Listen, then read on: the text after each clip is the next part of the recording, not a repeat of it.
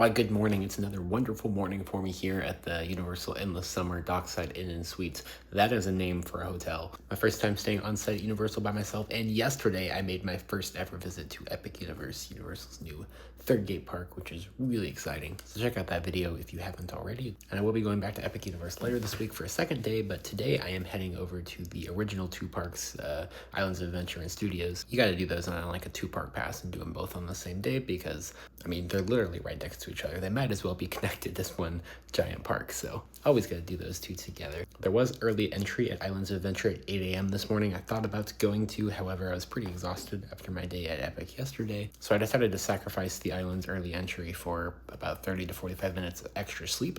We'll see if I end up regretting that. Yeah, time to head down into the food court and grab some breakfast. From this elevator, you can see Fun Spot to the left, and barely see Stardust to the right behind that tower. Going down.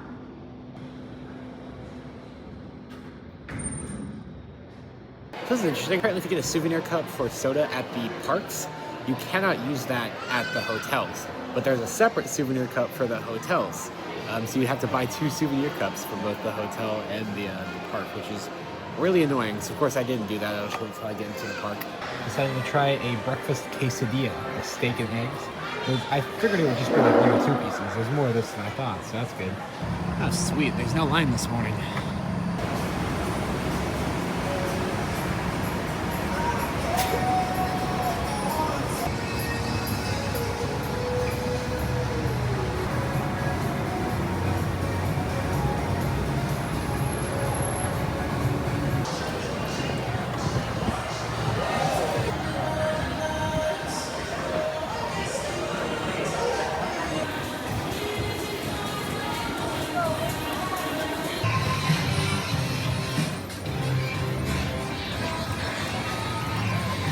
Going to the right this time, going into Studios Park first, even though I don't like this park very much, but I'll tell you why when we get in there.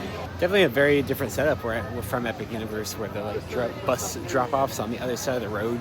Then you go through security before you even get to Citywalk, which is actually kind of nice. I've always liked this setup, where Citywalk and both parks are all linked together with no roads or anything like that. They're just all here in one property, connected by sidewalks and bridges and stuff, and you pass through security beforehand, so you don't have to pass through security going between these 2 parks. You can just walk into both, which is wonderful. I really like this setup a lot.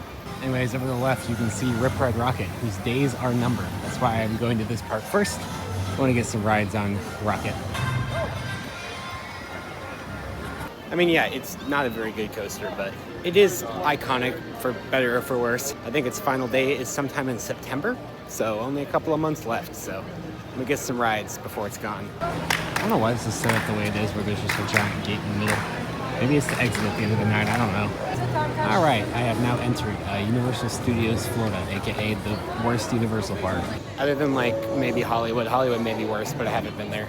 So this is Minions Land. You may ask why the hell Minions Land exists, and for that I would say, exactly. Back there you can see the Jimmy Fallon ride. Yes, I said Jimmy Fallon ride, right behind Minions Land. Yeah, this park's a freaking like fever dream. Well, I went to get a soda and I think it just broke down. They're sending empty trains. Alright, well.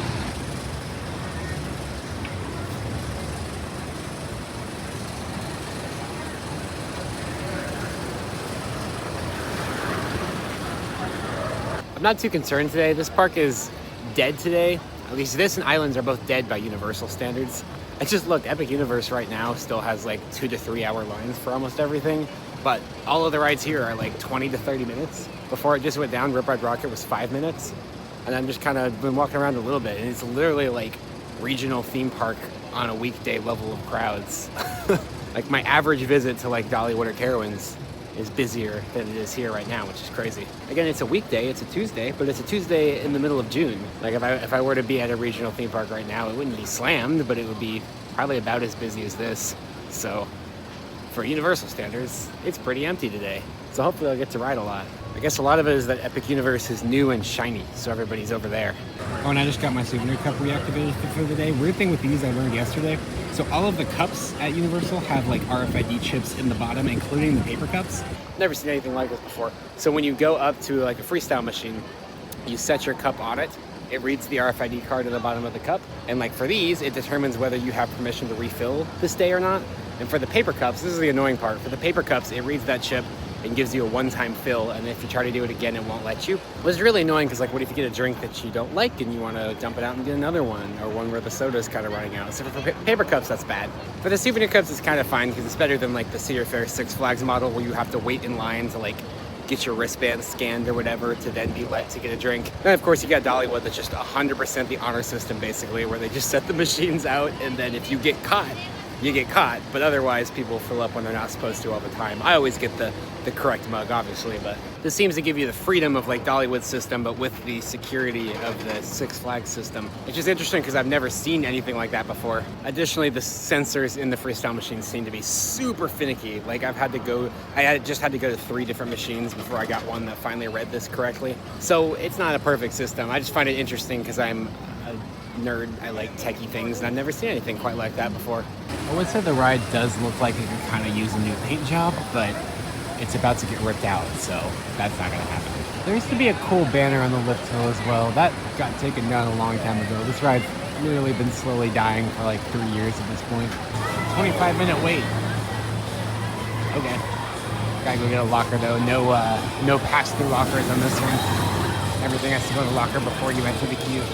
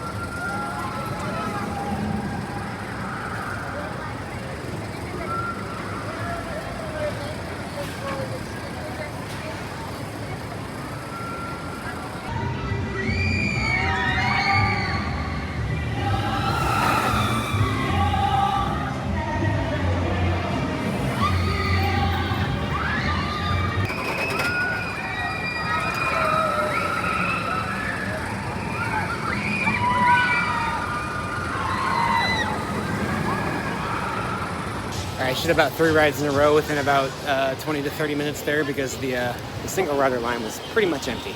But I am stopping now because the single rider line is starting to pick up quite a lot. And obviously the single rider line doesn't move very fast because it only moves when a single rider is needed for a seat. So assessment, it is both better than I remember and worse than I remembered. I really do enjoy the vertical lift. Vertical lift is pretty fantastic. Of course, I have a vertical lift at my home park. Mystery Mine has 2 of them.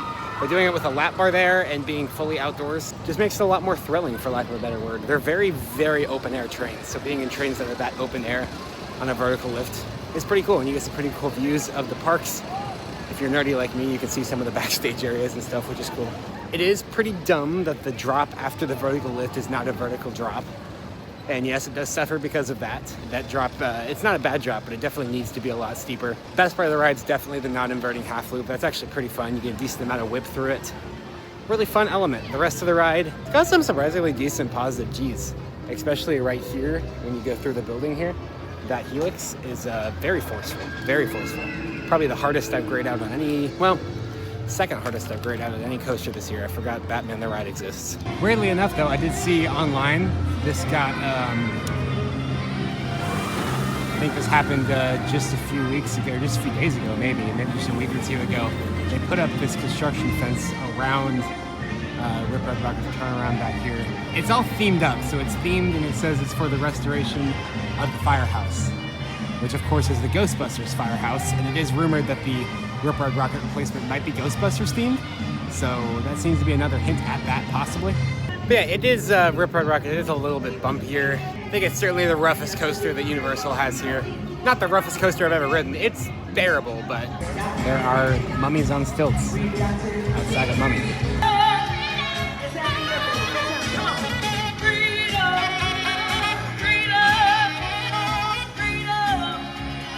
I was thinking while I was on it, it bears a lot of similarities to Mystery Mine, actually. You got a vertical lift, you've got a lot of trains and way too many mid-course brake runs. It's pretty rough and uncomfortable, but at the same time has one or two like standout highlight moments that still make it worth riding. Yeah, it's literally the Mystery Mine at this park. Minus the theming. Mystery Mine's got amazing theming. That's got the worst theming of any Universal attraction I've experienced. There is no theming. That's why I don't mind doing the single rider line for that and skipping the main queue, because the main queue feels like a straight out of a Six Flags park. Not even a Cedar Fair park. It's the queue for Rip Ride Rockit. You couldn't see it because I had to put stuff in a locker before you get in the queue. The queue for Rip Ride Rockit's literally a bunch of switchbacks under like a tin shed with just a few random posters that don't even have words on them. They're just kind of weird graphics. A lot of them are pretty faded. So yeah, it's literally a Six Flags queue. There's a pretty view here. I will give them that, well, except for the Transformers building there. What? That is an eyesore. You know, the park is, I guess, pretty impressively themed in that it's all supposed to look like different cities in the U.S. throughout most of the park. And it really does look like I'm just walking around a city right now. The only thing is, if I wanted to just walk around a city, I could do that for free. And I think that's kind of part of my problem with this park.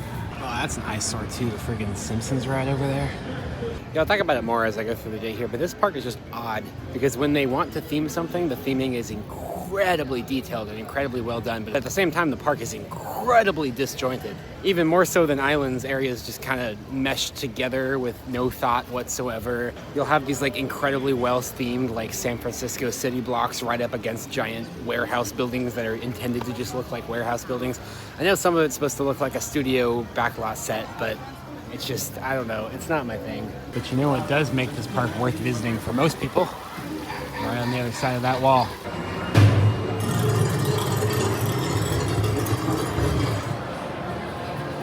There we go.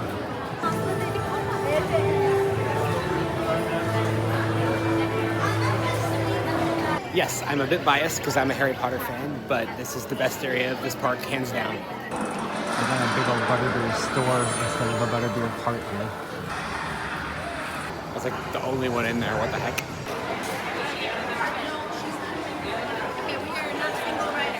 Single rider is open, but it's only 45 minutes in the regular line, and I want to see the whole theme queue today. The single rider line skips, I believe, all the pre-shows and everything, so I want to see those. Damn, only 45-minute line, and we're already out into the overflow outside. Barely, but we are. This has to live in all this. This is bad.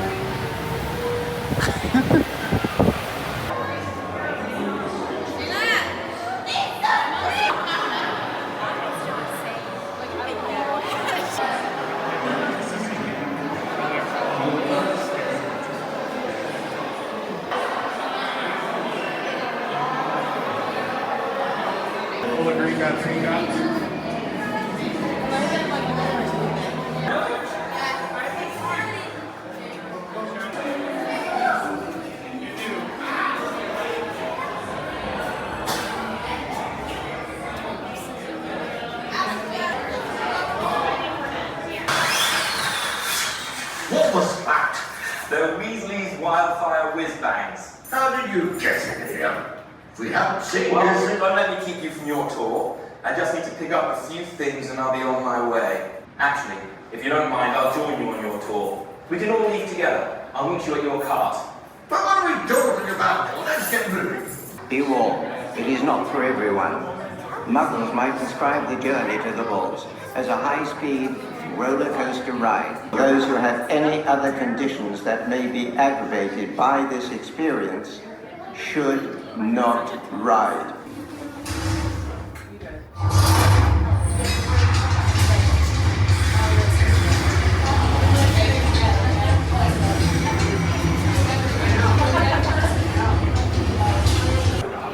Wait until you're seated in your car before putting the ball. Glasses, I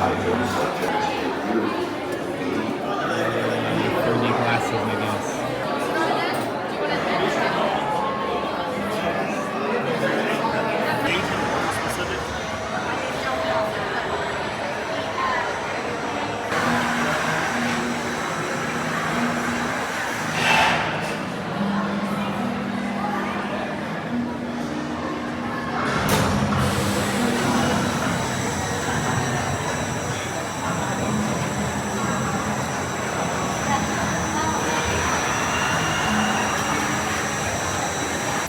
That slapped, I'm not gonna lie. I'm gonna try to go again in the single rider line real quick. So the single rider goes to the right here, bypasses. Well, you still get to go through this main building, but it bypasses all the pre-shows, and you just come down this hallway, and then you go straight up into the station. Because a weird thing that you find out when you go through the single rider queue is that the station, despite them making you think you go down underground, that's not actually an elevator. It's just a walkthrough, and the station is actually on the second floor of the building. It's a little weird when you go through the single rider line, you don't get the elevator ride, but it is what it is. Actually, just come down this hallway, straight to the stairs.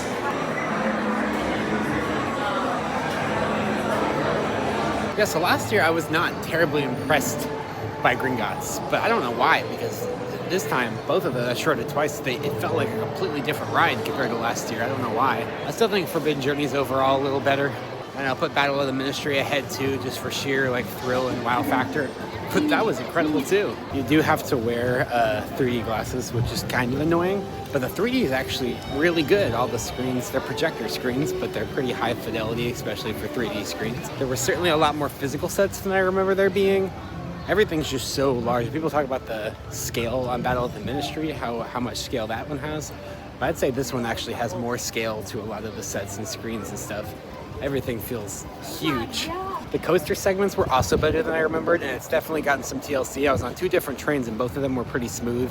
And I had commented last year when I had ridden it, it was making a lot of weird screeching sounds that didn't sound good at all. And a lot of those times they were so loud it was covering up the actual ride audio. So I guess last year I was just on a train that was in terrible need of some TLC or something.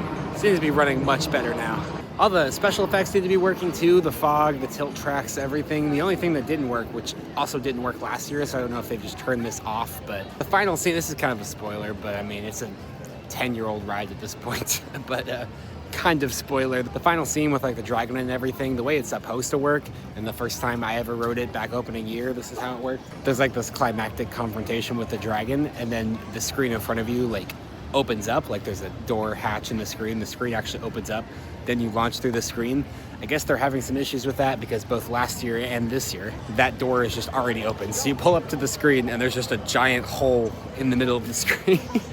So yeah, I'm gonna guess that they maybe just don't want to deal with maintenance on that anymore. It's always interesting as high-tech attractions like that get older, they discontinue certain effects that are expensive to maintain because they, I guess, can't really justify trying to maintain them anymore, either to keep better uptime or because the attraction's not as popular for whatever reason. It's always interesting to see which effects are the ones that end up getting cut, and that seems to be one that was cut here, but you know, everything else seemed to be working, so that was nice.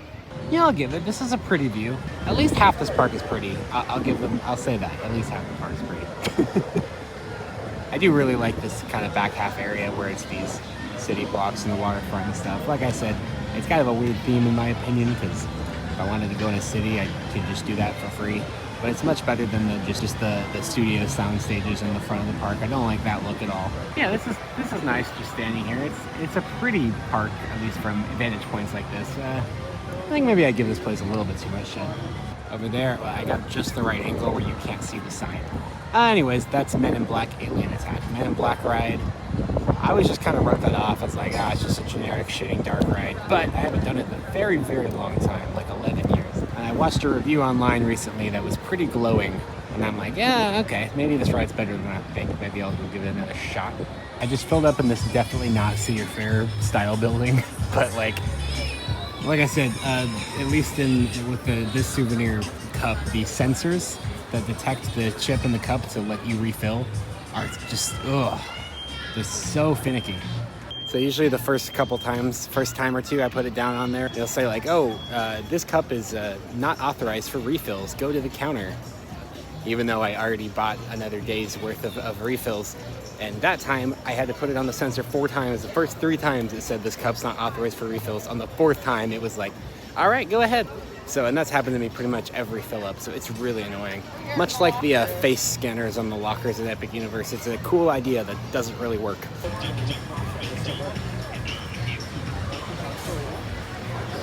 It's only 10 minutes, so I'll just see the full regular queue.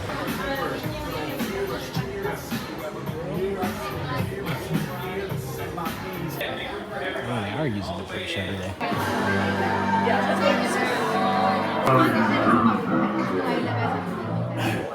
Universe and You program terminated. Access granted for MIB training. Hurry up, Rookie. You haven't got all day.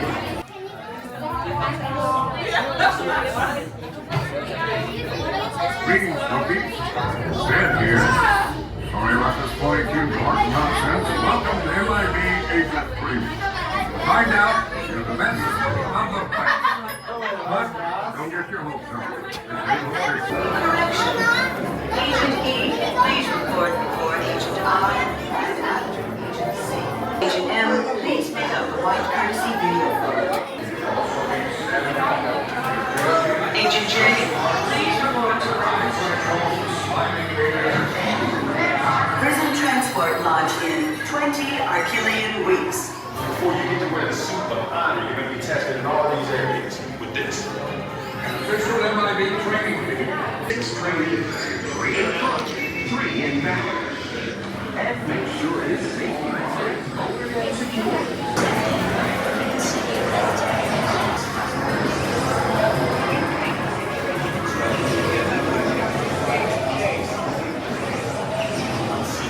Lower your laptop and stop all new smartphones. For your safety, remain seated at all times, keeping hands and feet.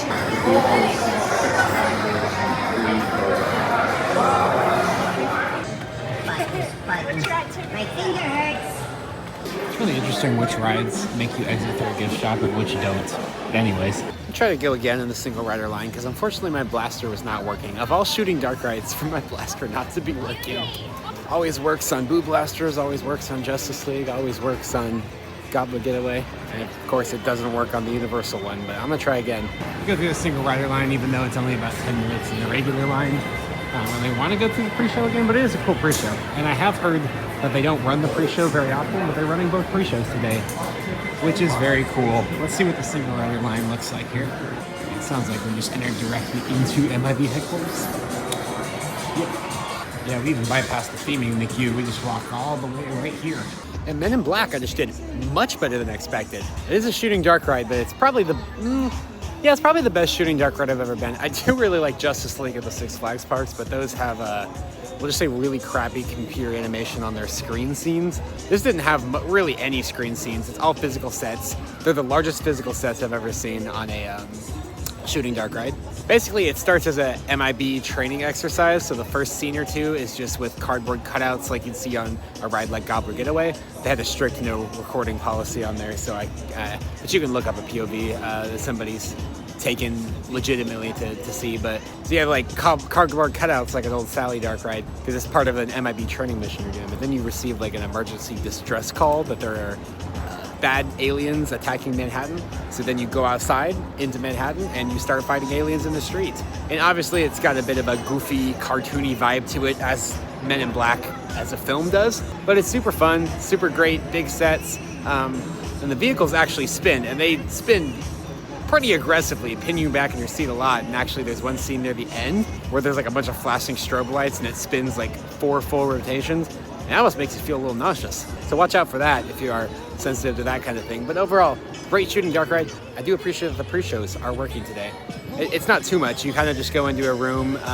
Basically the theme is that you're going into a 1960s presentation about the universe. You know how the 60s was when it came to science and technology, and they were very optimistic back then, weren't they? But anyways, it starts as like a kind of 60s like fair, World's Fair kind of presentation. Then it gets hijacked by MIB, who brings you in for like a training mission. Then you like step into this elevator, which is much like Escape from Gringotts, not a legit elevator. And it vibrates as it goes down to kind of simulate an elevator ride. That's funny that we have 2 rides with elevator pre-shows that are basically right next to each other. But anyways, and then Agent, who is it? Whoever the like kind of mean guy is, he talks to you in the elevator. So they're not much in terms of pre-shows, but I have heard that they, most days, nowadays, they just send everybody straight through those 2 rooms without playing the pre-shows, so I appreciate they're playing them today. Hopefully that's a good sign for maintenance at the parks going forward. It always just gives things a grander feel when you can tell the park actually cares, and when they start doing things like having you skip pre-shows, then it feels like they don't care about the ride, you know what I mean? Ah, this thing. This thing. I've never understood the hype for this ride. People seem to really like it. Again, I haven't ridden it in like 11 years, but I hate it just as a concept because I don't like The Simpsons, and I really like Back to the Future, and this replaced Back to the Future.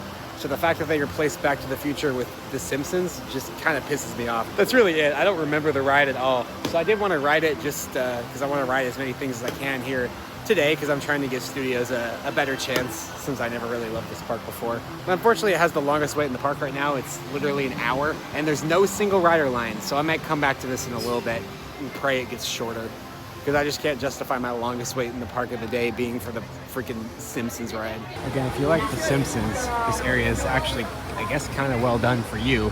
I'm just going over to the DreamWorks area to get the other credit I need. Yes, there is one coaster credit in this park I don't have yet.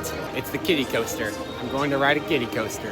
When I was here last year, it was closed for, I guess, refurbishment. It was being rethemed from Woody Woodpecker's Nut House coaster to the Trolls Troller Coaster, featuring quite possibly the most terrifying train I've ever seen on a coaster. You'll see it in a minute. At least they still have some Back to the Future stuff here.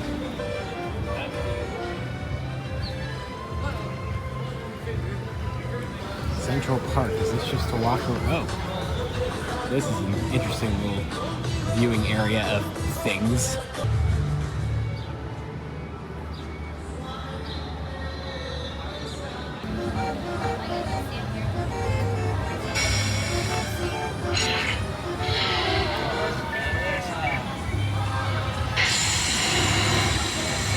It is certainly odd that through most of this park, with the exception of areas like Diagon Alley, they are playing just like pop music. It's an odd contrast with both Islands of Adventure and Epic Universe, which both feature custom scores throughout most of the areas of the park that are very, you know, dramatic, theme parky. This feels more amusement parky, more Six Flags, dare I say. It's just pop music playing everywhere. Didn't know they had this area of like greenery and pathways up along the water. It's nice, especially since there's only I've only seen like 2 or 3 people down here. It's nice to get a break from the people for just a second. What did I just walk into?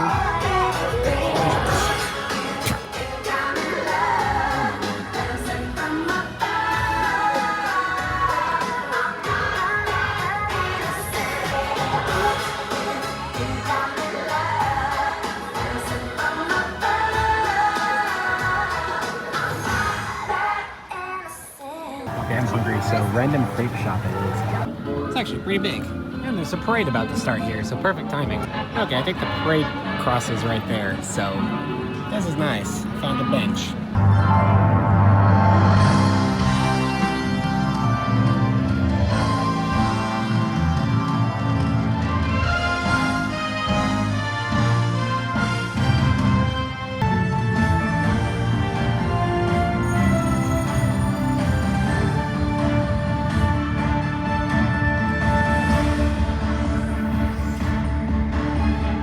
Just play my guitar and sing. So take me away. That's awesome. I don't mind, but you better promise me I'll be back in time.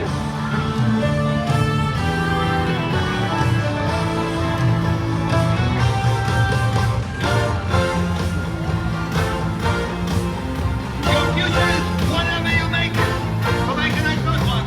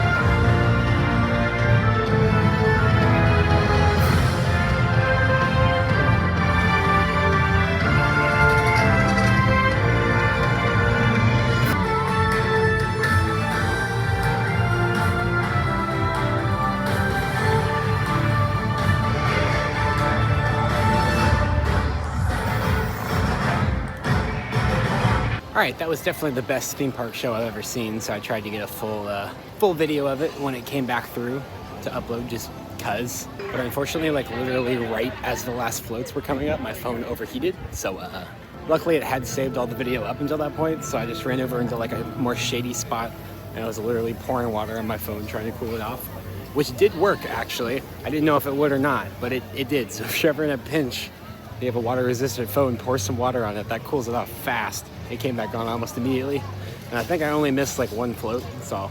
Yeah, if you want to see something crazy, ET is closed for a week-long refurbishment this week.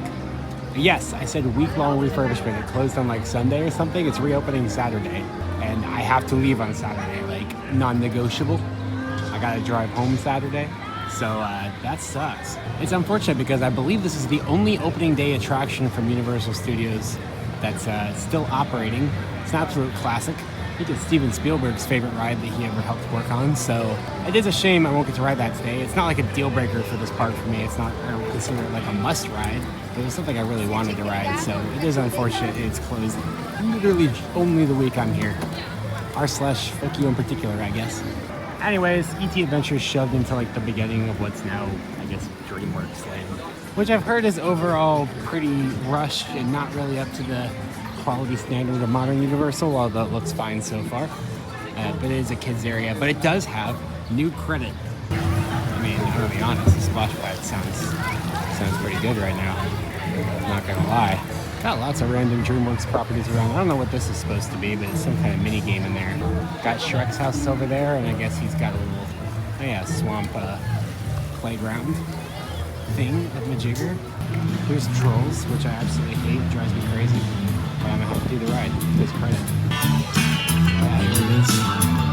With a fresh coat of paint, because it just got rethemed pretty recently. And then in the very back here, I'll just walk back here for fun. Some kind of Kung Fu Panda thing.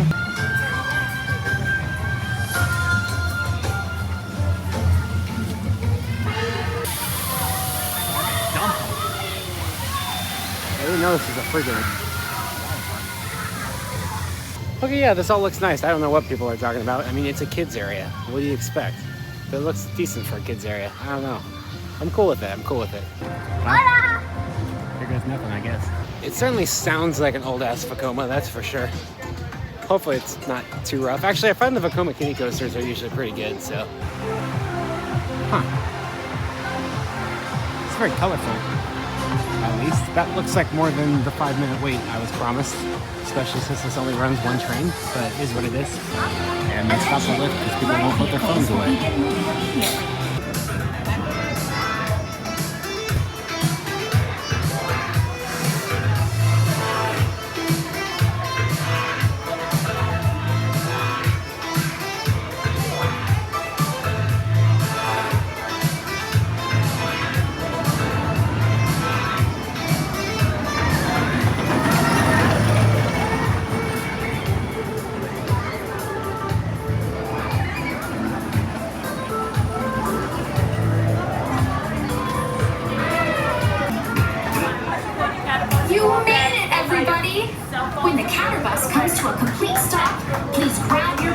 Alright, credit obtained. It's a generic Vekoma kiddie coaster. Vekoma kiddie coaster, just like Flight of the Hippogriff, except Flight of the Hippogriff is larger and runs 2 trains. It's the only Vekoma family coaster or junior coaster I know of that runs 2 trains. But yeah, Trailer Coaster here is just it's a slightly smaller variant. It's the same model and layout as a roller skater at Kentucky Kingdom, or I guess they changed the name on that. What is it now? It's like Holly something roll. I don't freaking know. They're doing weird things at that park, Kentucky Kingdom, but I trust Hershey's, so it'll all work out. Yeah, that one didn't run the smoothest. It wasn't rough by any means. And those Vekoma kiddie coasters are way better than the Zamperla ones. But anyways, I know I didn't really do anything in there because there's really no rides other than Troller Coaster. It's just some play structures with lots of really little kids. Regardless, decent kiddie coaster. Again, Vekoma makes probably the best kiddie coasters I've done, but it's still a kiddie coaster. It's one of those things, it's good it's there for the kiddies. But unless you're like me and want the credit, there's really no reason to go back there. It is colorful, at least, because it just got repainted, and does have a wonderful lead car that will haunt my nightmares forever. Anyways, I do want to catch the showing of Born Stuntacular. Words. That's in about 30 minutes. It's over that way. I know nothing about Jason Bourne. I haven't watched any of those movies, but I hear it is a fantastic stunt show. Fantastic stunt show. Maybe I'm having a stroke because of how hot it is. I don't know. I'm just gonna do like the alien flying saucer ride thing in Simpsons Land. Much like Constellation Carousel, it's just kind of a little filler attraction here that is good for times like this when I just need something to do real quick in the next 15 minutes or so before that show starts. So here it is. It's a thing. I think it's like a Dumbo ride type thing. I don't actually know. I'm gonna find out. Swirl and curl. Oh no, don't remind me of one of the worst wood coasters ever made. As I mentioned before, I don't really care about The Simpsons, but just hearing the ride announcements and stuff, I love the sense of humor with this. Don't worry, there's still more line. They're like making fun of theme parks at the theme park. I kind of love it. One of the announcements when it started up when I was walking by earlier called it a time-wasting machine.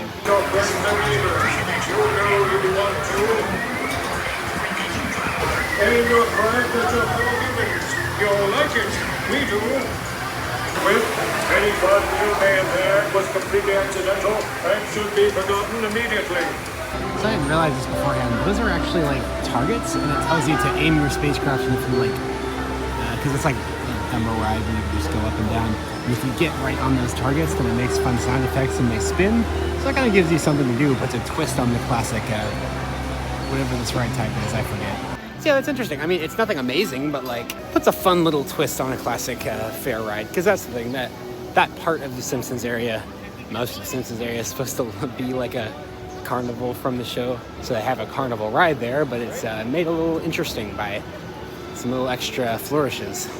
Your audio, your goofy humor. I did kind of like the humor, even though I'm really normally not a Simpsons fan.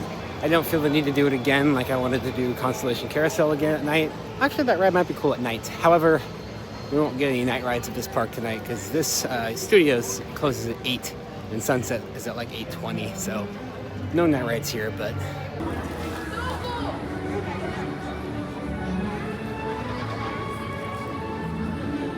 I guess it's an indoor show. I thought it was in like a pavilion outside for some reason.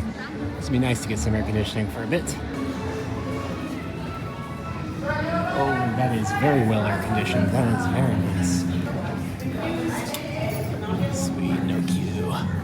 Okay, yeah. I know yesterday I said Untrainable Dragon was the best theme park show I've ever seen. I take that back. Well, I don't take that back. At the time it was. That was the best theme park show I've ever seen. That was insane. I also met some British coaster enthusiasts in the gift shop on the way out. And I swear I've seen them on YouTube before, but I don't remember what the channel is. So if I ever figure it out, I'll put it in the comments. But they were cool. It's nice to talk to them for just a minute. I was not originally intending to spend most of my day here in Studios, but I did want to give this park a second chance, since in the past I really haven't enjoyed this park specifically that much. It was always just kind of a place I passed through just to get to Diagon Alley, and I didn't really enjoy anything else here, other than like maybe Mummy. Yeah, I'm coming to appreciate it more today. It's still my least favorite of the 3 Universal Florida parks by far, and I'd say still my least favorite park in Orlando as well, excluding Fun Spot parks, but that's a whole different animal. I have not been to SeaWorld either, so I don't know exactly how that will slot in, but yeah, anyways, this is still my least favorite of any of the Disney and Universal parks I've been to, and I don't think anything that could possibly happen today is going to change that. But it's gone from a park I really despised today to, you know, I can at least appreciate some aspects of it now. So yeah, it's appropriate I'll finish out the rest of my day here as well. Again, park is open until 8, and then at 8 they have Cinesational, which is their nighttime spectacular here at Park Close, so I will see that.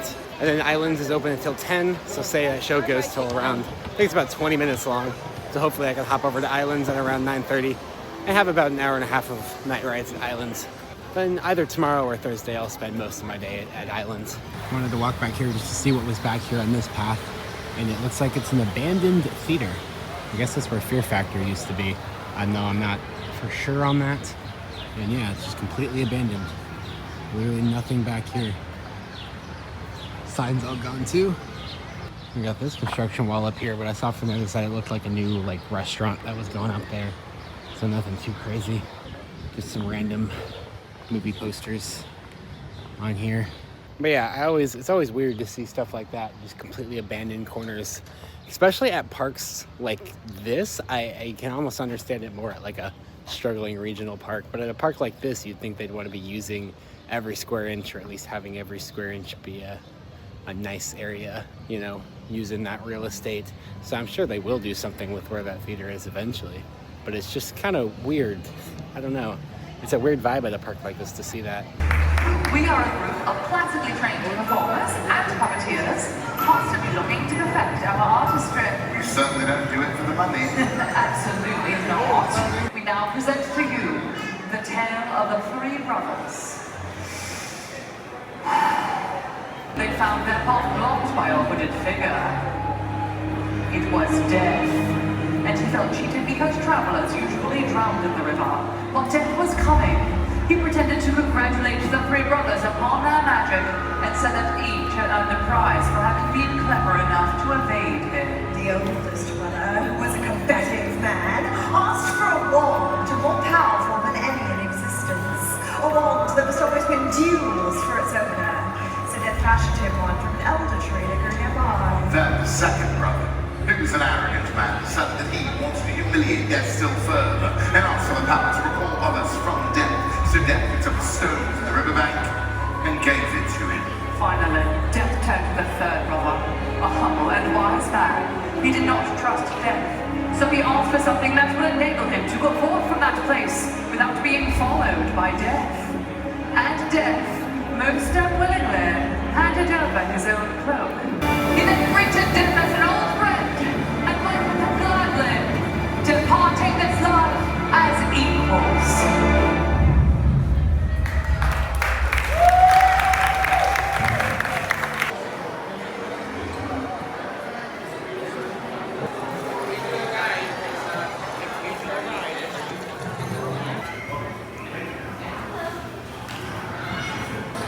So this butterbeer place that's like on this side of Gringotts, in my experience, it never has a line. The one on the other side of Back Alley had a super long line. I just walked in and ordered.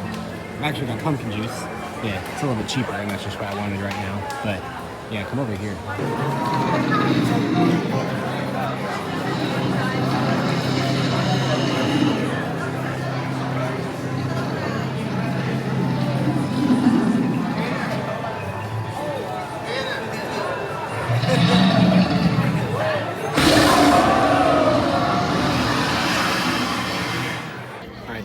For Escape from Gringotts is a little too long. It's like an hour, and I don't have much faith in the single rider being much shorter than that. But yeah, anyways, most of the rest of the waits are short, so I'm gonna go experience some of the other weird dark rides in this park I haven't done before. Okay, I'm gonna do it. Rise to the right here is widely considered to be the worst attraction at Universal Orlando Resort. Oh, it'll be closing at 6. I better hurry up then. Oh yeah. Oh, hell yeah. Oh, wow. It's a room with a bunch of cars. I imagine if I cared anything about cars, this might be interesting. But I don't.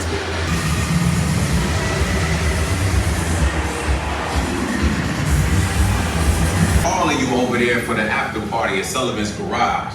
And I got some fine party buses lined up and on their way to take y'all inside. Oh, we're getting on a party bus. For the history books. Say hi. Well, another race just wrapped, and it looks like my brother won another car for his collection. Still dumb, Toretto. Honestly, I don't know why anybody challenges him. I have no idea. Well, we're meeting up at Sullivan's Garage for the after party, and while Tej works on your rides, you guys enjoy the break room. My brother calls this the family room. He does, in fact. Dom says he doesn't have friends, he has family. A lot of family. And the faces you see on these walls are our family. It's like Thanksgiving.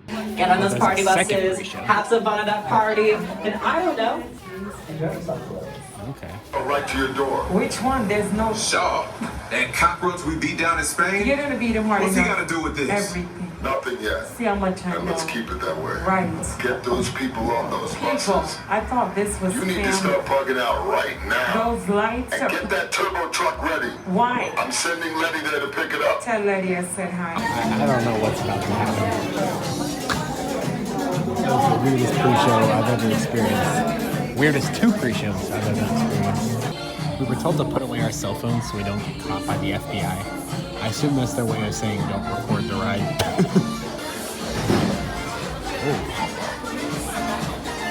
Those were our party buses. We're going to the party. And the party bus over there.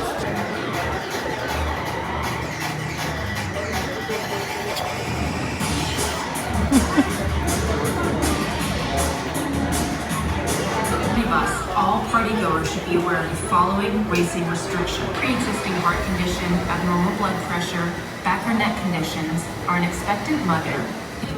Apparently this vehicle is broken, so we're getting a different one. Ladies and gentlemen, this is Mia from Fast and Furious Supercharged Control Room. We are currently experiencing a brief delay in our operation and are quickly working to resolve this delay.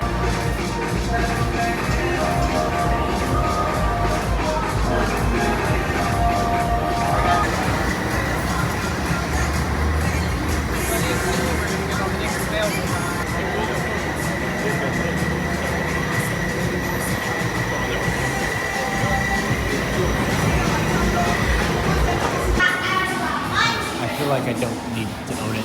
I'm just confused. I'm not even disappointed. I'm just confused. I waited at about a 30-minute break down there, and you know, sometimes that's just worth it. You know, sometimes rides are just so bad, you have to experience them. Like, I'd rather ride a really bad ride like that than like a mediocre ride, just because it's funny how bad it is. I'm gonna break down this whole ride for you. You ready? You pull into a dark hallway where the TV screens in your bus play a message from one of the guys, one of the Fast and Furious guys, who's all like, "Hey, there's a guy from the Witness Protection Program on your bus." Oh no. Then you pull around a corner into a garage full of cars revving their engines, and nothing happens in there. Then you pull into a room that's the party you're supposed to be going to, and there's a bunch of girls in bikinis dancing. Then the FBI comes in and tells them they have to leave, because, you know, that's what the FBI does. Then the FBI agent tries to arrest a guy. Then Dwayne "The Rock" Johnson comes in with a machine gun and is like, "Nah, bro, leave." And then there's an exchange between three people that's super long and super awkward with, like, I kid you not, 4 to 5 second pauses between sentences of dialogue spoken, where you're like, I feel like they needed this scene to be longer because you're waiting for the, you know, next area in front of you to clear so you can proceed. And then they literally couldn't figure out how to make the scene longer, so you have some of the most awkward dialogue. Actually, I'm gonna say it, the most awkward dialogue I've ever seen on a theme park ride, and that's saying something. Then you pull into the next room, which is a giant dome screen where your bus locks into like a motion base, and there's some kind of jerky motion simulation stuff, which is great because you don't have a seatbelt or anything, so you're just being kind of thrown into the people next to you. At which point you experience some of the most surreal visuals ever in a theme park. We're talking like almost Six Flags Justice League level of like terrible computer animation. Looks like a shovelware video game. And that's the part that makes it worth riding, because it's so funny how bad it is. Everything on the screen's also moving so fast you can hardly see anything. Some dude's flying around hanging off the bottom of a helicopter, and the dude is bigger than the helicopter is. Ride proceeds to splash water on you, like a water splash effect, even when it makes no sense. Like, you're just, like, a helicopter explodes and it splashes water on you. And then that scene ends with your bus going off a bridge into the water. Keep in mind, by this point, you've had water splashed on you 3 different times, but when you fall into the water, it does not splash water on you, because apparently that's the time that wasn't necessary. Oh, and at several points it just blows fog in your face, like really annoyingly as well, where you can't see anything on the screen that it wants you to see. So yeah, then again, that scene ends with your bus falling into the water, then you pull out back in the garage, and that's the end of the ride. Yeah, I don't know how we got out of the water, to be honest. I'm guessing we got attacked because somebody on our bus was in the Witness Protection Program. It just seemed like a really funny, I don't know, the plot point there was funny. Oh, and when it got to that party scene, the bus just paused and there was just the girls in bikinis dancing for like 45 seconds before anything happened. So I'm just kind of sitting there like, did we break down, or like, is this part of the experience? I don't know exactly what I expected. When everybody said that was the worst ride at Universal, I had a certain expectation in my mind. I don't want to say it was better than I expected, just different. Like, it feels like it could have been a good ride if the story and pacing wasn't awkward as hell and they actually took the time to animate anything properly. I did see the vehicles are trackless vehicles though. That was kind of cool. I've never seen trackless ride vehicles that big. Anyways, gonna ride a ride that's hopefully better, which is Transformers The Ride 3D. I hate that they specify 3D, but whatever. I hear it's a decent dark ride, but I, as well as it seems like most people, seem to just keep forgetting that it's here. I've never watched any of the Transformers movies. I have no connection to the Transformers IP, but as long as it's a half-decent dark ride, I'll be fine with that after what I just experienced. All right, only a 10-minute wait. Hopefully that doesn't mean it's bad.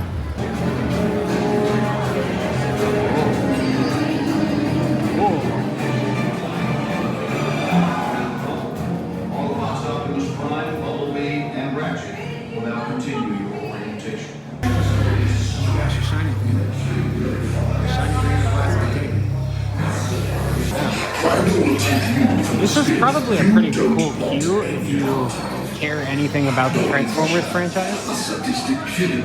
I just don't. So I don't know what it's There's an alarm going off. That's probably not great, huh? Your last warning, insects. Relinquish what remains of the Allspot. This is a crazy long queue. It's a crazy long window. Wow. Already getting pretty big. Do I get the... We're already boarding. I didn't see any of the queue.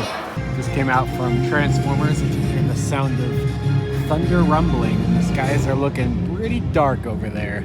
So yeah, I thought Transformers was a pretty fantastic dark ride for this park.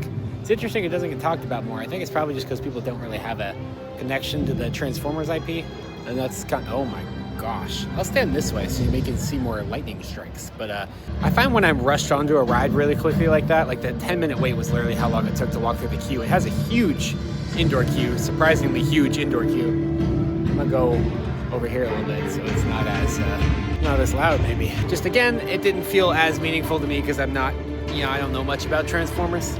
Never watched the movies. And additionally, I didn't get to see any of the pre-show videos, obviously. It was really rushed through that.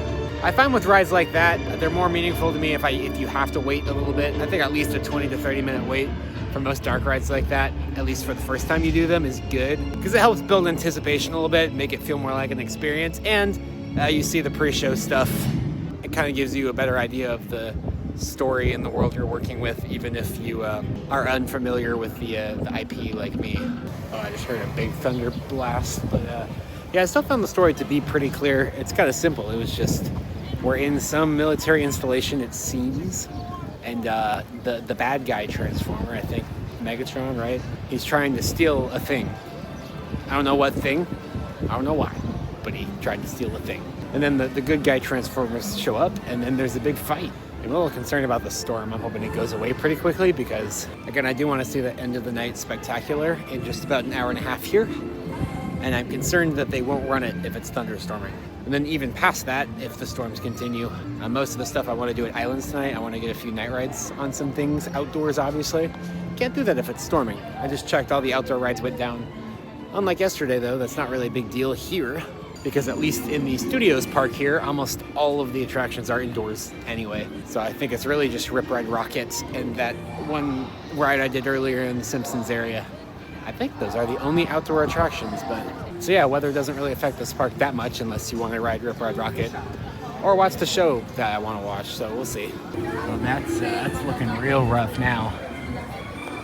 Real rough. And I just got a severe thunderstorm warning for my area on my phone, so that's probably bad. The wind's starting to pick up and the temperature is rapidly dropping, so that's not a good sign. I don't have a rain jacket with me. Oh my lord. Ooh, lord.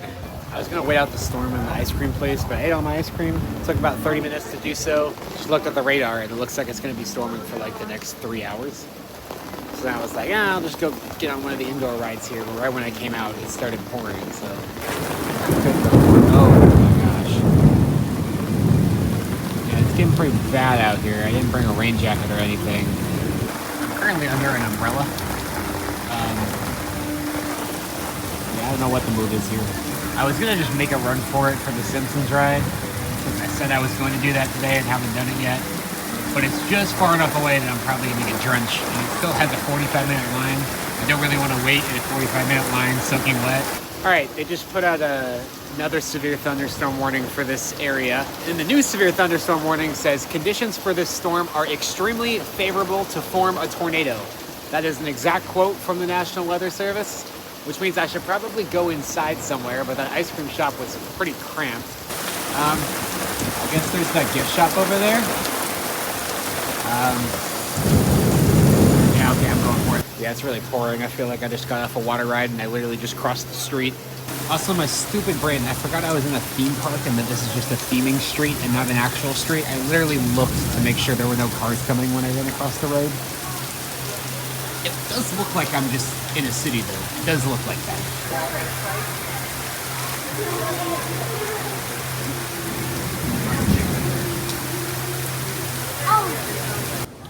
So I'm just walking around the store now because I don't want to go back out in the rain.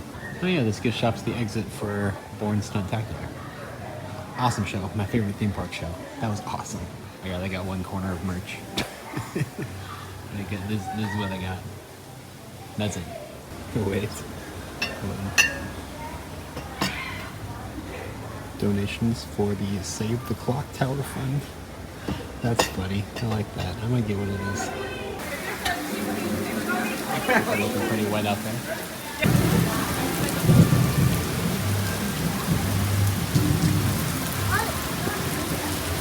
You can't even see the other side of the park. Yeah, I don't think that we're doing the nighttime spectacular tonight. I don't think that's happening. I guess I didn't talk that much about the Born Stuntacular, so I guess I'll do that while I'm in this gift shop waiting out the storm that's probably not going to go away, so don't know what the plan is there. Even having not watched any of the Bourne movies, there's like a pre-show before you go in, where first thing they do is ask you not to take any photos or videos, so of course I respect that. Gotta keep some of the surprise for y'all too, I guess. There's a pre-show where she basically explains the entire backstory of Jason Bourne, so that's all good. Don't have to worry about not having seen it.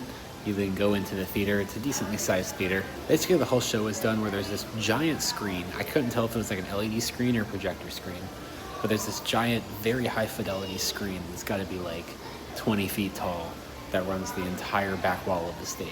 And then it's like a stunt show. Get some really cool stunts, but I won't spoil any of them. You gotta watch it. But some really cool stunts. And they keep bringing out set pieces, but the set pieces blend in with the screen in the background so well that sometimes it's hard to tell what's a set piece and what's part of the screen, which is just crazy. And there are several moments where they would like change the camera angle basically of the scene. So they would like stop and then they would rotate the set and the screen would also rotate as the set pieces rotated to like a different camera angle. That was wacky and fun. Yeah, overall, very good show. I did notice on the way in there was several parental advisories for like mature themes or whatever, and I mean, yeah, it's a espionage spy show, so there's lots of shooting of guns at each other and beating each other up and other things like that, so keep that in mind. But otherwise, oh, and the whole experience is like 30 minutes long. It's like a 10-minute pre-show and then a 20-minute main show, so decent length as well. I guess it's because it's mostly covered, but I did just want y'all to know, you're still hearing the lightning. You saw how bad the storm was out there? Constellation Carousel has been running at Epic Universe this whole time. Honestly, it'd be kind of sick to ride the carousel with this kind of storm going on right outside. That would be kind of cool, actually. The rain had slowed down a bit. It hasn't really, actually. It's not pouring anymore, it's still raining really hard. Oh yeah, it's in the dark hallway. That seems like the move. Even back here, you can still hear the storm very clearly. Man, this is creepy lighting. Yeah, the park closes in about 20 minutes, so I may run over to another ride in a second. I don't know, I can still hear it pouring rain on the roof of this building. I guess once the park closes, it'll kick all of us out of here anyway, and I don't think the rain's gonna stop before then, so I guess might as well go. So unfortunately, it looks like not getting to watch Sensational tonight, because I highly doubt they're gonna run it in this kind of storm. But again, looks like all the indoor rides here are still open right now, so maybe go do one of those. Unfortunately, again, this park closes at 8 in about 20 minutes. Islands is open till 10, but Islands is similar to Epic Universe in that there's only like three or four indoor rides at Islands, whereas here almost all the rides are indoors, so this would be a more ideal park for a like weather delay park, but still.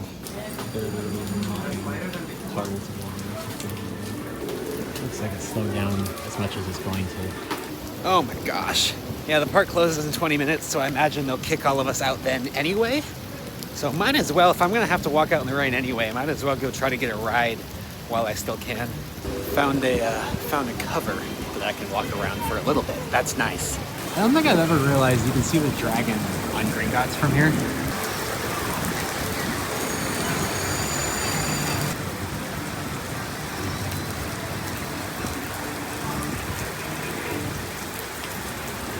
Yeah, this is where they play Sensational from, so yeah, that's not happening tonight.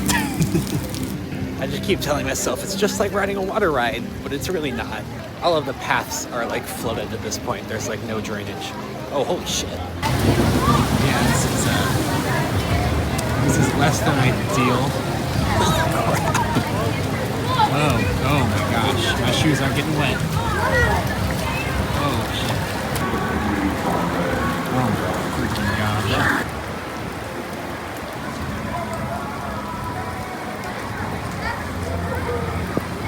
I thought Dollywood flooded when it rained. Holy crap. Alright, yeah, my shoes and socks are drenched by this point. Yeah, you can't really navigate the park without getting here. Oh, that's a good 6 or 7 inches of water there.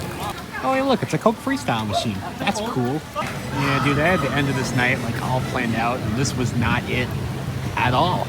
I get the feeling a bunch of people are crowding the locker room of Revenge of the Mummy to escape the rain, which may make it a pain in the ass to get a locker. But I'm gonna try. It's about 10 minutes until park closing, so hopefully I can get at least, well, I can definitely get a ride on Mummy. We'll see if I get 2. We'll see. Oh, delay. It is broken. Dang. All right, let's see if I can get to Gringotts before it closes. I might not be able to. It's a longer walk than I thought. The thunder behind me sounds bass boosted. But yeah, there are some other dark rides here I wanted to try. Some of the wacky ones, like, well, Villain Con's not really a dark ride, but freaking Jimmy Fallon ride. Those I just want to try because I think they'll be goofy as hell. But that's not really what I wanted to finish out my night here on. But yeah, I kind of forgot.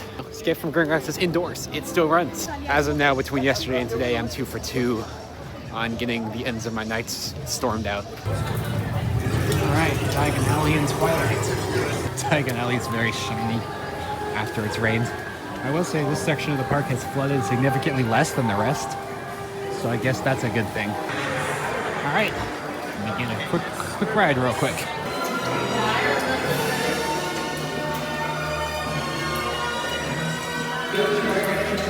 At least it's an empty queue. Yeah, I don't think I've ever just walked all the way down to the pre-show before. First, take you down to see the vaults. Let me just get keys. But what are we talking about? Let's get moving. Now, listen to me. The passage to your left will take you to a pair of lifts. The lifts will take you down to the cart station. There you will board a cart for the journey to the vaults beneath the Gringotts.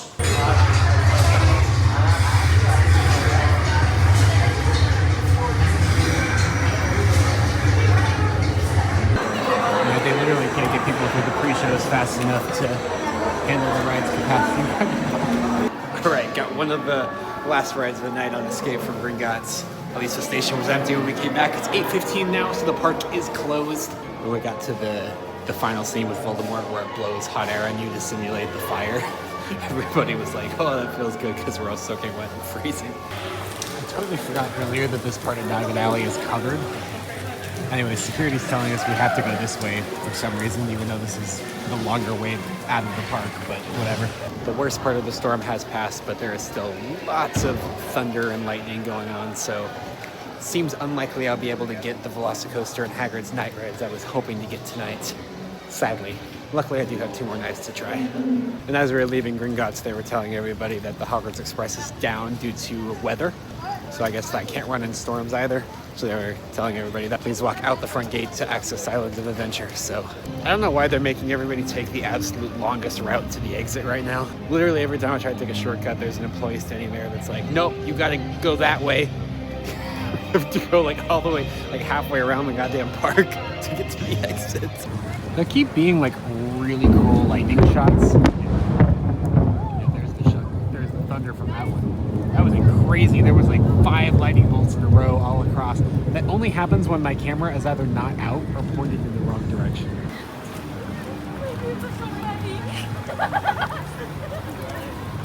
Alright, you hear the original soundtrack for Islands playing. I love Epic Universe because it's brand new, but I'll always have a soft spot for Islands of Adventure. It really set the standard for what Universal was going to be going forward and brought us directly to Epic Universe.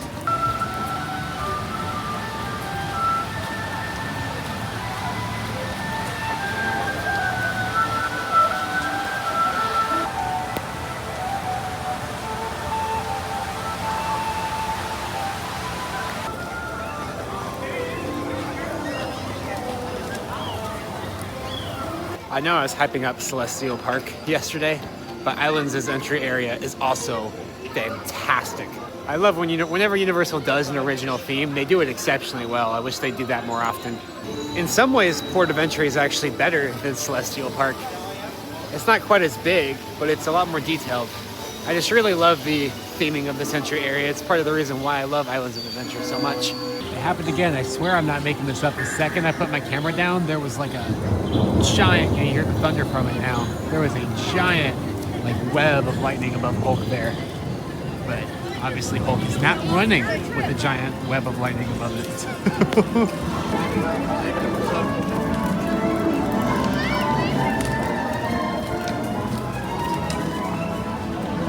Yeah, Epic Universe is great, and I'm excited to go back there on Friday, but man, Island's great. I can't wait to spend a whole day here tomorrow or Thursday. Dude, this wait time board just cursed right now. Everything's weather delay except Forbidden Journey, like 10 minutes. Skull Island's 5 minutes? I forgot that ride existed. Okay, 50 minutes for Spider-Man. Yeah, okay, interesting. Man, I love Lost Continent. It's such a shame that it's basically a dead area now. There's literally, now that Poseidon's Fury is gone, there's literally like nothing. There's like a restaurant, and that's about it. But it's such a cool concept for an original area. I wish they would revitalize it in some way, but I know, especially now that Epic's done, this area is probably getting ripped out and replaced with something new. There's where Poseidon's Fury used to be. It was already closed when I was here last year. But, you know, nothing's changed. It's the same facade. It's a shame that this is probably gonna get ripped down, but I think it probably is. Rest in peace, Poseidon's Fury. As much as I do love Islands of Adventure, I think what does put... Wait, why does it say How to Train Your Dragon? We already have a How to Train Your Dragon area in Epic Universe. And now we just got that sign up there in the middle of Lost Continent for no apparent reason. Yeah, anyways, as much as I love Islands of Adventure, I think what does put Epic over it right now is that a lot of Islands is either in like a transitionary state or just kind of out, like, as much as Jurassic Park, Harry Potter, and Port of Entry are pretty much perfect, and Seuss is pretty good too, just not exactly my thing. You have Lost Continent, which is basically an abandoned area at this point that's just waiting to be replaced. Toon Lagoon and Superhero Island are both outdated. I know some people are big defenders of Toon Lagoon and Superhero Island, but I think they're both very outdated. Oh, what the heck? We'll see this in more detail tomorrow or Thursday, but there's a construction wall up by Hogwarts here. That was not here last year. I don't know what they're doing here. Huh. Interesting. Oh, Hogwarts is beautiful. But yeah, what I was saying was that Islands got some rough spots. Islands has got some stuff that really needs to be cleaned up, and that's what prevents it from being above Epic for me. Epic, everything's very cohesive. There's no dead spots to the park. But I do think once Islands of Adventure replaces Lost Continent, which I think they're going to do pretty soon, and maybe replaces Toon Lagoon and updates Superhero Island, once they get all that work done, they need to get done. I think there's still a very strong chance that Islands becomes my favorite Universal park again, just because I have a lot of nostalgia for Islands of Adventure. You know, coming here when the Harry Potter stuff was new when I was like 12 was a crazy experience. So I have a lot of nostalgia for this park.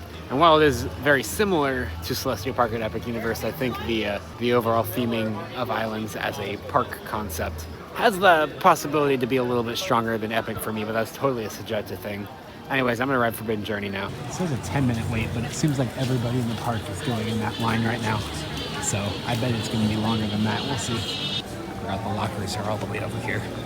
Kind of annoying, mildly annoying.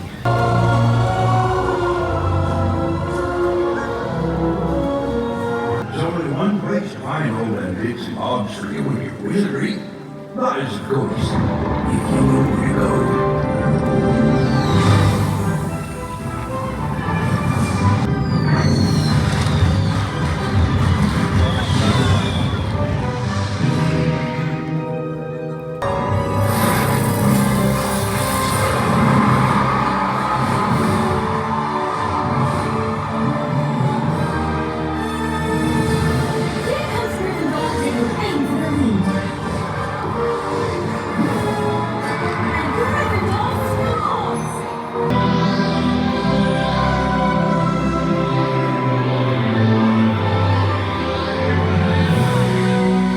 Very touching magic.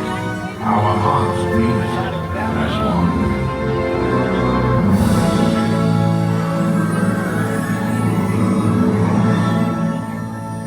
Hogwarts, always.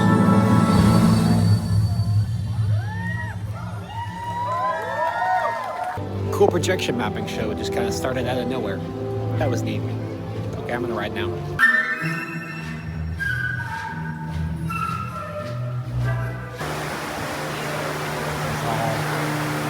Empty. Just how I like to see it.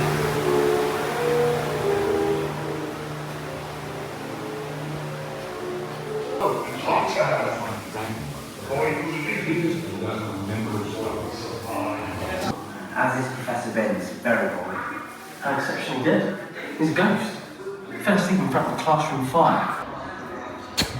There's nobody here. This is officially the most empty I've ever seen this ride through in my life. Granted, I've only been here like 3 times, but still.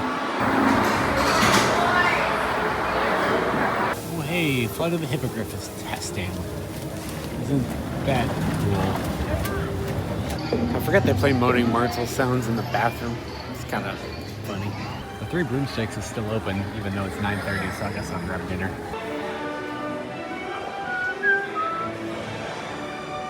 You usually have to wait in line to be able to sit here. I've never seen this empty. Like literally just. That's insane. I'm getting a shepherd's pie. They came out fast. I ordered it. It came out like 45 seconds after I ordered it. This is a dang good shepherd's pie. Gotta eat fast though, because according to the Universal app, Velocicoaster just reopened. I still hear thunder outside, so I don't know if it's lying or not. We're gonna see as soon as I finish this. All right, that was a really good shepherd's pie. That was crazy. I literally just walked into the Three Broomsticks, sat down, ordered, got my shepherd's pie literally 40 seconds after I ordered, like 30 seconds after I ordered, really. Ate it, and it was out of there, all within about 5 or 6 minutes. That's insane for a restaurant in the Harry Potter area. All right, let's go see if this whole Velocicoaster is back open according to the app thing is legit or not. Again, I've still seen some lightning in the sky and stuff, and it's definitely still raining, but we'll see. I did want to mention, since I was talking about it earlier today, water is still free on all the freestyle machines, even without the scan. Like I can do water. If I try to do Coke, it's going to say no, but it will let me do water. So water is still always free, so that's nice. Did also want to say something I didn't mention earlier, the food prices here and the food quantities for the prices. So I guess you could sum that up as the value of the food at all 3 parks I've been to the last 2 days. Incredibly fair, if not good, for a theme park. Like, you're still paying theme park food prices, for sure. But if I were to compare what I'm getting for the price here, and this is excluding like special things, like butterbeer is horrendously overpriced. Everybody knows that. But I'm just talking about the actual food, just the normal meals. Like that shepherd pie was $18, which sounds like a lot, but it was, oh, Velocicoaster is running, what the hell? Anyways, that shepherd's pie was $18, but it was a decently sized shepherd pie, really, really filling. I feel very filled now. And it even came with all the vegetables on the plate in addition to that. A meal of that caliber and that size at like a Cedar Fair park, I guess now Six Flags park, would cost probably $25. And a lot of the other meals I've had, like I think what I had at Epic Universe was like $12 or $13. That burger and salad, I think it was 13, yeah. That burger and salad for $13. Again, at the Cedar Fair park, that'd be like 19. A lot of the pricing here is kind of in line with the pricing at Dollywood, but at Dollywood, a lot of times you get food that doesn't really fill you up. I'm just talking about the parks I have personal experience with. Whereas here, all the meals have been like very complete meals. So yeah, I am very, especially for a park like Universal that you'd think would be nickel and diming you at every corner, I am very satisfied by the value of the food in comparison to other theme parks. Looks like Hulk is back open over there as well. So about 20 minutes before park close, but they're getting all the outdoor rides back open. I appreciate it. And based on the cheering back there, it sounds like Hagrid's is back open as well. Of course, with it only being about 20 minutes till close, I can probably only get one night ride. So I'm going with Velocicoaster. And hopefully the next 2 nights I can get the other night rides I want, particularly on Hagrid's. Hopefully the weather will cooperate. I haven't had great luck with weather at the end of nights yesterday or today. It is still raining, but I guess the lightning's gone, so Velocicoaster is back open. So Velocicoaster in the rain at night. Here we go.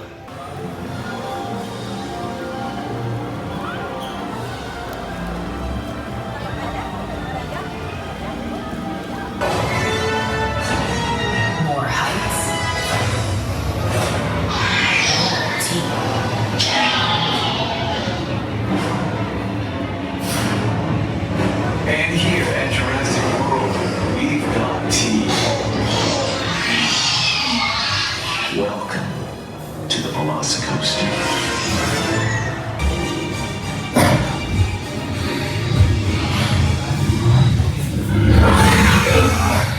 After every running cycle, every aspect of the animal's physical condition,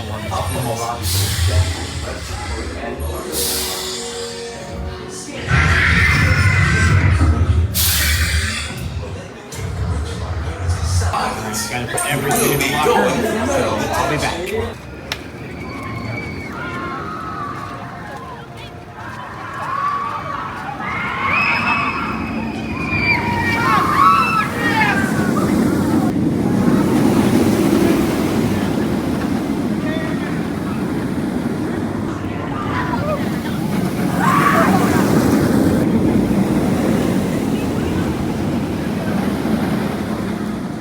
All right, Velocicoaster night ride, basically walked right on. The sign said 25 minutes, but it was literally a walk on. They like to overinflate wait times a bit at night to try to discourage people from getting in line, which doesn't really work. They also seem to be running all 4 trains, which is kind of crazy. I'm glad they got it back open. I was tempted to go again, but I'm gonna see if I can get over to Hagrid's. I'm really excited to ride Velocicoaster again, either tomorrow or the day after, to get an experience where I don't have pellets in my face of rain, because it is still raining. Not too bad, but enough that it really stings. You're getting, if you've never ridden a roller coaster in the rain before, it literally feels like a bunch of bee stings every time the rain hits you. Personally, I still maintain that Stardust is the better ride, even after another night ride on Velocicoaster. But to give it credit, if nothing else, that Mosasaurus roll is better than any individual element on Stardust. But Stardust, I still think, is a much better overall ride, for me personally. I didn't look at how long the wait time is, but considering the park's pretty empty right now, I think we're about to just cruise right through here.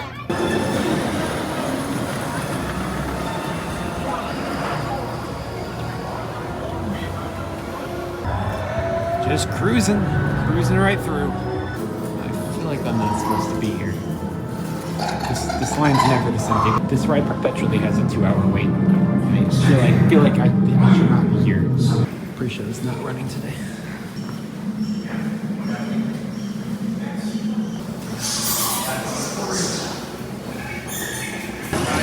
All right, I found the line.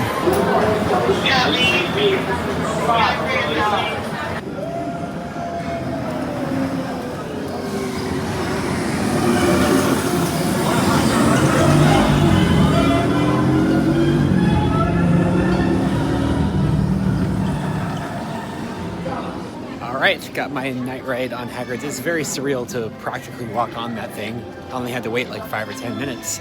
That's a great ride. I don't know, is it a hot take to say I think that Hagrid's has better launches than Velocicoaster? I don't know, I've ridden Velocicoaster a couple times. I know a lot of people disagree because a lot of people talk about having great launches Velocicoaster, but I've always found them to be just decent. I absolutely love the ridiculous Doppler effect you get listening to this ride off-ride.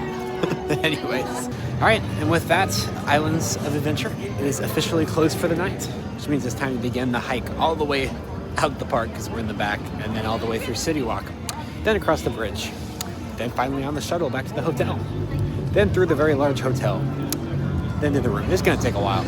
But yeah, Hagrid's is very great at night. I did hear other people on my train saying it's just a lot more immersive at night, which I would agree with. You can really envision yourself being in the Harry Potter world from the movie is a lot better at night for whatever reason. And yeah, the launches are incredible, and you get so many of them, and they're all so good, especially the last one. It's also got a bit of a aggressive whip to it on the turns. It's very good. Honestly, everybody says Hagrid's is a family coaster. To be completely honest, I thought this when I first rode it last year, and I think the same thing now. I feel like Hagrid's is borderline a thrill coaster for me. In fact, barely, but I think people will say I'm crazy, but I think I'm going to call Hagrid's a thrill coaster. It feels like a little too much to be a family coaster, to me personally. At the end of the day, family coaster versus thrill coaster is just a silly little distinction that we make up that doesn't really mean anything. But yeah, I was saying Velocicoaster's launches haven't been that great for me. Even tonight, they weren't that great. They're decent launches, but I'd say, hilariously enough, since it's mock rides, the launches on Stardust Racers put Velocicoaster to shame. I was even surprised by that. I knew people beforehand were saying like, oh, Stardust Racers, people were saying the most surprising thing is like, oh, it's a mock rides coaster with good launches. And I was like, all right, so they're gonna be like better than like Copperhead or better than Helix. Helix doesn't have launches. That's my conclusion.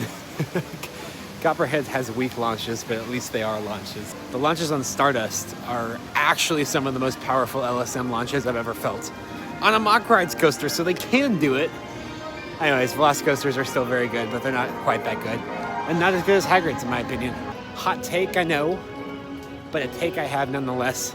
And yeah, Velocicoaster didn't hit as hard for me tonight as I hoped it would. I hoped that would be like really good, because I wasn't terribly impressed by Velocicoaster last year when I first rode it. In fact, I was pretty disappointed on my first ride. I think I just had it way overhyped, which was why I was a little worried about Stardust Racers yesterday, but Stardust Racers did live up to my expectations.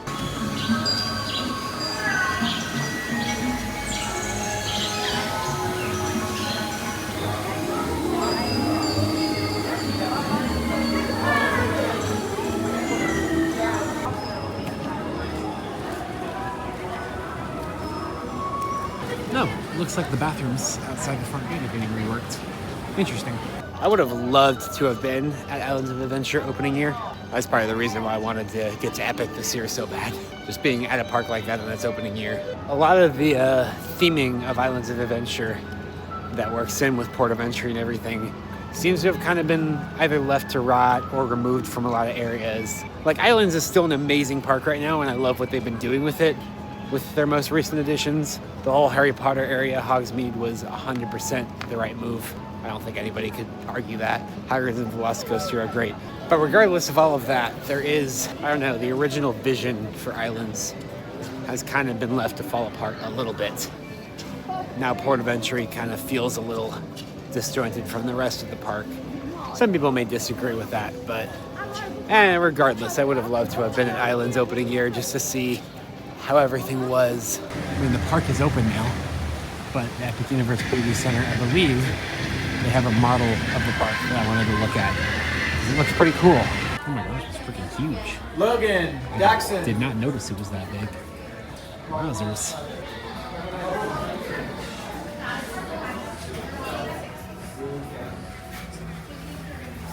I'm just thinking about how long it took them to probably put this together. How many people, how many hours worked. It's pretty crazy.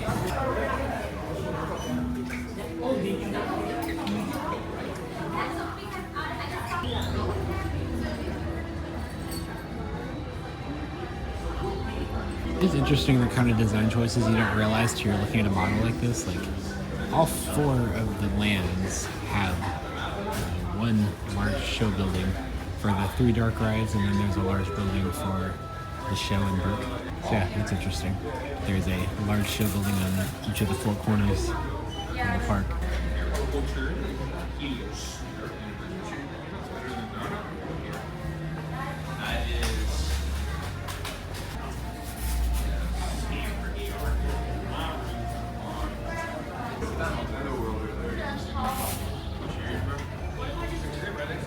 Yes, I am going to be that guy. The position that the trains are shown in on this piece of artwork here is literally not possible. So after the first launch, you come into the top hat, then you do this turn, then there's a few airtime hills leading into where the other set of trains is. The control system will not let launch 1 begin until the other 2 trains have exited the celestial spin. if you tried to dispatch trains this close together, then those trains before they launch would be emergency stopped automatically on the first launch. So this literally would never happen. It's not how the ride's programmed. The closest the trains could possibly be is 2 trains exiting the celestial spin while the others come up to launch. So by the time the trains reach this position, that set of trains should be like, oh, where that set of trains is. Yeah, so ignore those. If it was these trains here and those trains there, that would be possible. But that set makes it impossible. All right, how's the How to Train Your Dragon coaster looking? I thought it was gonna be good, not good. Gone to the second section of break there, so it would have to be like there before a train could launch there. So that's problem 1. Problem 2 is you can see a train launching from launch 1. That's not possible until the train head has pulled up to the second section of that launch, which it hasn't because it's in that helix over there. So many problems here. I really wanted to see that model in person since I first saw it appear online, and now I do get to see it after I've already been to the park. But still, it's a very impressive model. It's super cool. There was somebody standing behind me was like, "There's no way Stardust Racer," to like his friend. He was like, "There's no way that Stardust Racer is actually that big. That's got to be exaggerated for the map." And I'm thinking, nope, that's a pretty perfect scale model. It really is that big.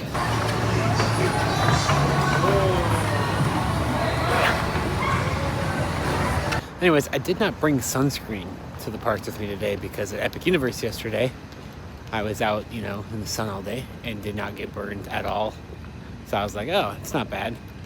And then today, like halfway through the day, I was like, oh crap, I'm getting burned. And I didn't bring my sunscreen. So hopefully the burns aren't too bad. I was gonna run over to the Walgreens across the street and grab some aloe vera, but I'm wet, my socks are wet, my shoes are wet. I just wanna go inside and take a little shower and go to bed. So but yeah, that is one thing I meant to mention today. One of the big complaints that I didn't address yesterday that I see people have about Epic Universe is that there's not enough shade. And I find that sentiment odd because to be honest, I thought at first it felt like Epic Universe didn't have much shade. At least it definitely doesn't in like Celestial Park. But throughout most of the day, I didn't really think it was all that bad really being there. By contrast, at least Universal Studios Island Adventure has plenty of shade, but at Studios Park, I found to have like 0 shade whatsoever. Unless you were in a building, you were baking. That was pretty awful, to be completely honest. So yeah, I think Epic's actually okay with shade right now, and that should only get better as the trees start to grow in and stuff. Studios is a problem. They gotta do something about the shade there. Islands is perfect though. Obviously it was nighttime when I was there, but it's a very shaded park. Anyways, pretty much nothing about today went the way that I expected it to go, which is just kind of how it seems to go on this trip. I am happy that I spent a good amount of time in the Studios Park just to kind of give it another chance because I've always kind of disliked it, and it's still not my favorite thing ever, but I definitely understand more of its individual merits now, and there are still a few things there that I'm hoping to do within the next 2 days. And hopping over to Islands at the end of the night, it's such a great park. I can't wait to spend more time there. But for now, I'm gonna go ahead and take a shower, then go to bed because I'm tired. Hope to catch a ride with you again very soon.